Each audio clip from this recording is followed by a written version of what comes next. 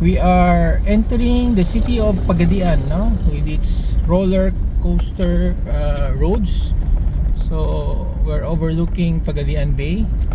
Maya? It's a nice to be back.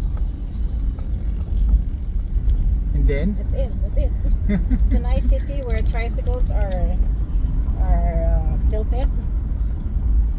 So you have a special that the tricycles here are specially built to ano to? Face upwards. Kasi if you observe the road network, they're really very uneven, no? Downwards, upwards. So Pagadian Bay is very visible in front. So we had a 4-hour drive from Zamboanga a while ago. We just passed by the what is the town of that, Maya? Town of Buug.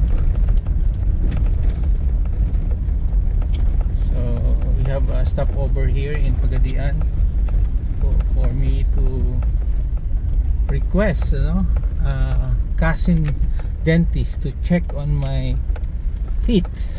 Papa, you'll get an accident if you keep driving that way. Okay, so